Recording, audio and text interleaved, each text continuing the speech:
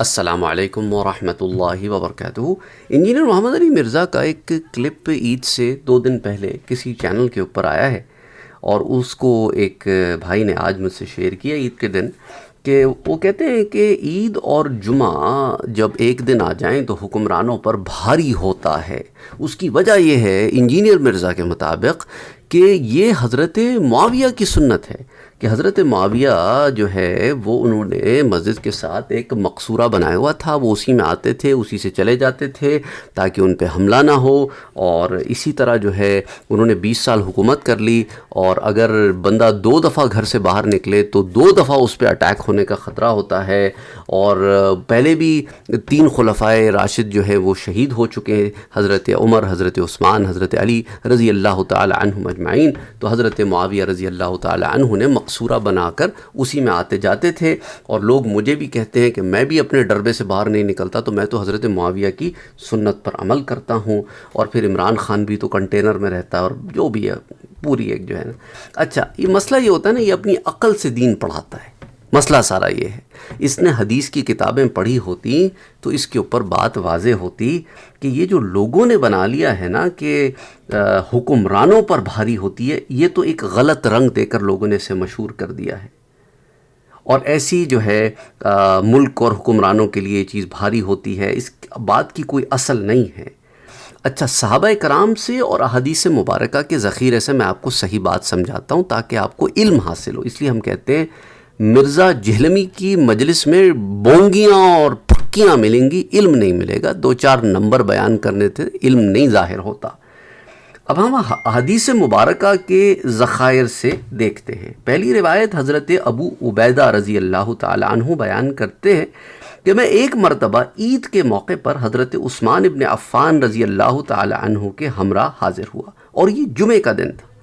انہوں نے خطبے سے پہلے نماز عید پڑھائی، پھر خطبہ دیتے ہوئے فرمایا کہ اے لوگوں، بلا شبہ اس دن 2 عیدیں جمع ہو گئی ہیں، لہٰذا اوالی کے لوگوں میں سے جو نماز جمعہ کا انتظار کرنا چاہے کر لے، اور جو واپس جانا چاہے تو میں اسے واپس جانے کی اجازت دیتا ہوں۔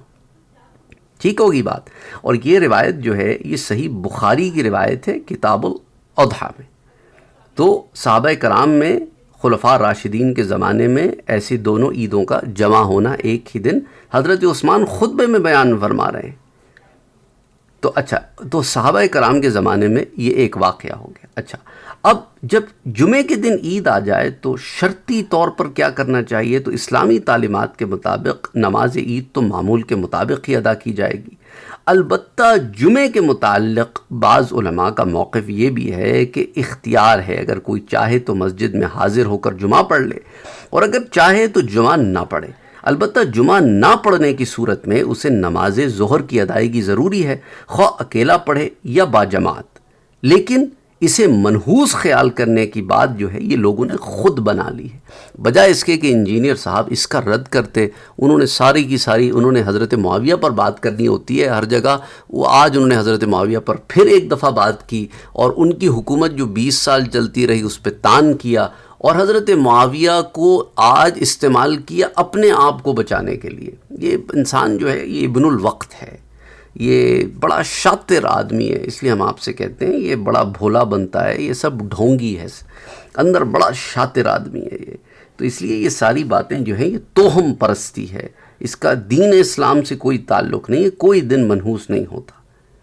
اور جب جمعے کے دن عید آ جائے تو شرعی طور پر کیا کرنا چاہیے وہ میں نے آپ کو بتا دیا، دن کوئی منحوس نہیں ہے، کتاب و سنت سے ایسی کوئی بات ثابت نہیں ہے۔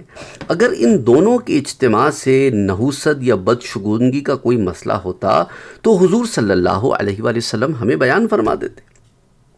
دیکھیں نا، خود حضور صلی اللہ علیہ وآلہ وسلم کی عہد مبارک میں جمعے کے دن عید آئی تھی، تو آپ صلی اللہ علیہ وآلہ وسلم نے ارشاد فرمایا تھا تمہارے اس دن میں 2 عیدیں جمع ہو چکی ہیں، اگر کوئی چاہے تو نماز عید جمعے کی ادائیگی سے کفایت کر جائے گی، لیکن ہم اس جمعے ادا کریں گے۔ سمجھ آئی بات آپ کو کہ حضور صلی اللہ علیہ وآلہ وسلم نے کیا فرمایا؟ یہ میں آپ کو پہلے حدیث کا ریفرنس بھی دے دوں، یہ سنن ابی داؤد میں کتاب الجمعہ میں حدیث نمبر 1069 آتی، اور جو میں نے بخاری شریف کی آپ کو کتاب الاضحیٰ سے روایت دی تھی وہ حدیث 5572 بخاری شریف میں تھی۔ تو اب یہ جو روایت ہے اس کے مطابق جو شخص جمعے کے دن نماز عید پڑھ لے تو اسے رخصت ہے کہ جمعہ نہ پڑھے، کیونکہ حضور نے کیا فرمایا کہ 2 عیدیں جمع ہو چکی ہیں، اگر کوئی چاہے تو نماز عید جمعے کی ادائیگی سے کفایت کر جائے گی، یعنی عید کی نماز کا پڑھنا، خطبے میں شامل ہونا وہ جمعے کی کفایت ہو جائے گی، لیکن ہم جمعہ ادا کریں گے تو حضور نے دونوں اس میں رخصتیں دے دیں۔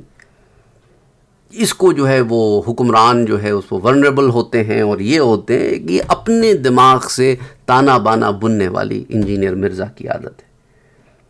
تو حضور نے رخصت بھی دے دی کہ جمعہ نہ پڑھے، لیکن امام کے لیے عزیمت یہ ہے کہ وہ جمعے کے لیے مسجد میں حاضر ہو، اس لیے حضور نے کہا ہم پڑھیں گے، لیکن رخصت بھی دے دی تاکہ وہ مسجد میں آنے والوں اور نماز عید نہ پڑھنے والوں کو جمعہ پڑھائے۔ اس لیے حضور نے امام کے لیے اہتمام کیا کہ جو اس کی عید کی نماز مس ہوگی کم سے کم جمعہ تو پڑھ لینا، ہو سکتا ہے وہ عید کی نماز کے لیے نہ حاضر ہو سکو، جو بھی وجہ ہو۔ تو اسی لیے جو ہے علماء نے اس کے اندر اس کی یہ حکمت بیان فرمائی ہے۔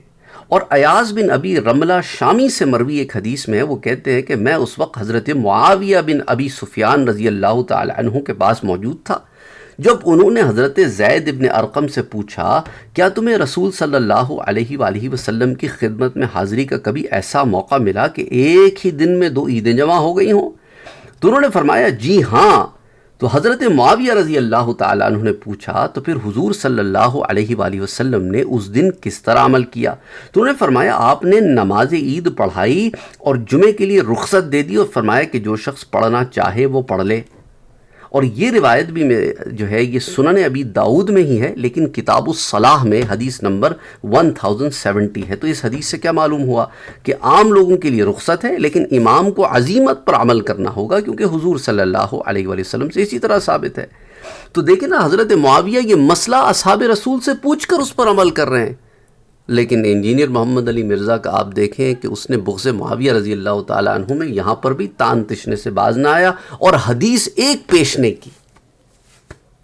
یا تو علم ہوگا تو حدیث پیش کرے گا، یا پھر وہی اپنی بغض نکالنا ہے، اپنا فرقہ واریت نکالنی ہے۔ یہ جہلمی فرقہ تو کھڑا ہی اسی بنیاد پر ہے، نفرت کی بنیاد پر، اور کہنے کو کہتے ہیں کہ ہم اصلاح کر رہے ہیں۔ وہی قرآن کریم کی جو آیت ہے سورہ بقرہ میں، یہ کہتے ہیں کہ ہم اصلاح کر رہے ہیں، اصل میں یہ فسادی ہیں۔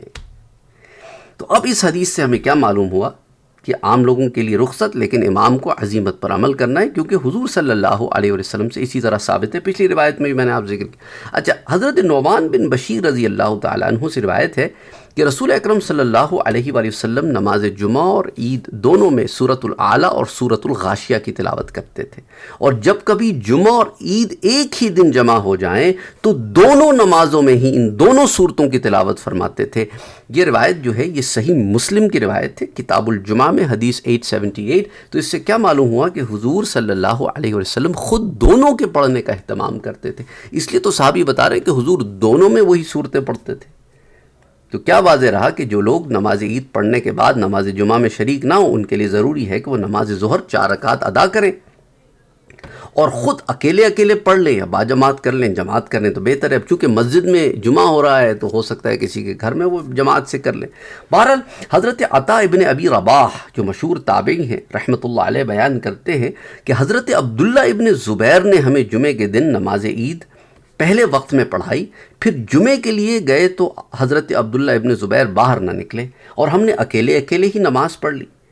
اس وقت حضرت عبداللہ ابن عباس رضی اللہ تعالی عنہ طائف میں تھے۔ جب وہ طائف سے واپس آئے تو ہم ان کی خدمت میں حاضر ہوئے اور ہم نے عرض کی کہ حضرت عبداللہ ابن زبیر نے یہ معاملہ کیا۔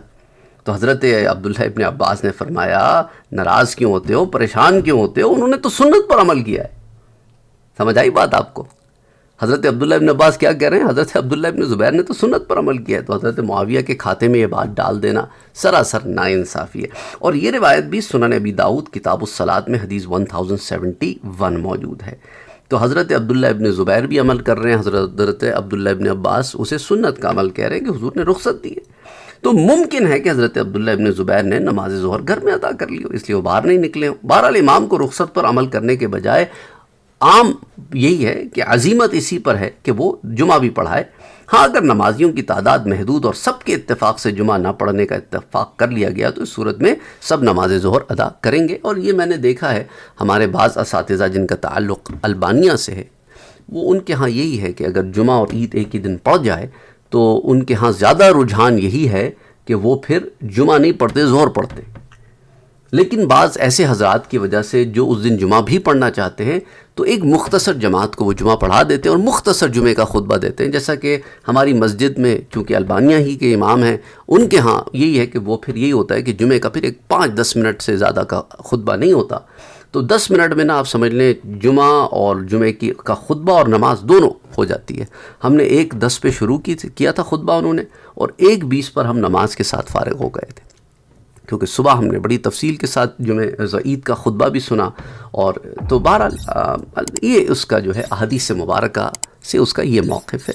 اللہ سبحانہ و تعالیٰ سب کے لیے آسانیاں کرے، آمین. اللہم صلی علی محمد وعلی آل محمد. Don't forget to like, share, comment and subscribe to Sayyid Saad Qadri.